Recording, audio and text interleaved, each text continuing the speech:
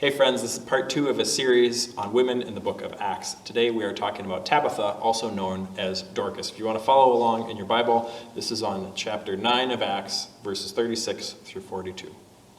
Now in Joppa, this is an area near Syria, there was a disciple whose name was Tabitha, which in Greek is Dorcas. She was devoted to good works and acts of charity. At that time she became ill and died. When they had washed her, they laid her in the room upstairs. Since Lydda was near Joppa, the disciples, who heard that Peter was there, sent 2 men to him with the request, "Please come to us without delay." So Peter got up and went to them, and when he arrived, they took him to the room upstairs. All the widows stood beside him, weeping and showing tunics and other clothing that Dorcas had made while she was with them. Peter put all of them outside, and he knelt down and prayed. He turned to the body and said, "Tabitha, get up." Then she opened her eyes, and seeing Peter, she got up. He gave her his hand and helped her up. Then calling to the saints and widows, he showed her to be alive. This became known throughout Joppa, and many believed in the Lord. Here ends our reading. A quick note first. Tabitha, Dorcas. 2 different names for the same woman. Now, Tabitha is her Aramaic name. Aramaic is the language that Jesus and his disciples would be speaking, and they'd be speaking with a Galilean accent, if you're curious. Greek, however, was maybe the language franca of the area, the language that was much more common. And so in Greek, she was known as Dorcas. So Tabitha, Dorcas. We actually see this, it's pretty common with modern immigration. You might see folks who have a name that's their name in the native culture that they belong to, and then they have a name that is more assimilated, you could say, or a name that's a little easier for people from a different culture to say. You also see this in the Bible. You have Simon Peter, for example. He is originally Simon, and then sometimes referred to as Peter, and then eventually he's just referred to as Peter.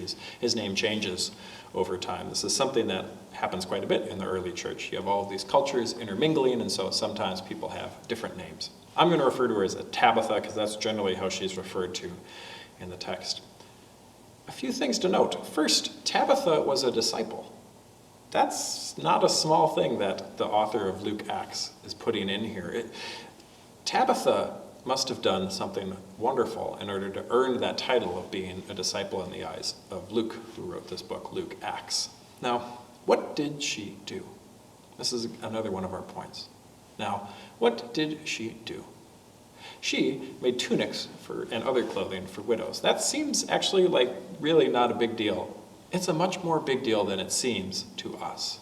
After all, we have to remember that widows were often incredibly poor. They didn't have a lot of resources. Sometimes the land that their husbands owned didn't belong to them anymore. It got passed on to the next male heir. And so for a lot of widows, they were destitute.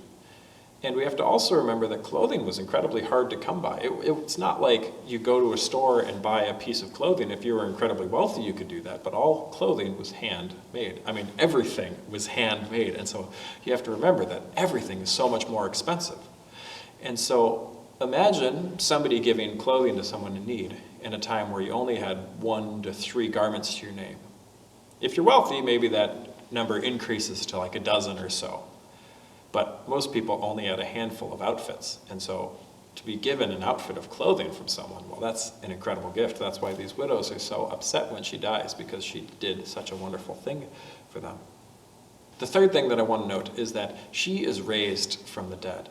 We have a few stories of people being raised from the dead. Jesus obviously is the most obvious one that comes to mind. We also have the story of Lazarus, of Jesus raising Lazarus from the dead. We also have the story of St. Paul raising a boy named Eutychus, who fell out of a window as St. Paul was preaching. That's also in the book of Acts. Now, to be raised from the dead isn't necessarily an honor in itself. However, I think in this context, it certainly is shown to be an honor that Peter would leave everything that he was doing, all of the discipleship and mentorship work that he was doing and all the preaching, and go and raise her from the dead. This is the only person that I believe Peter raises from the dead, and that also is a sort of honor in itself.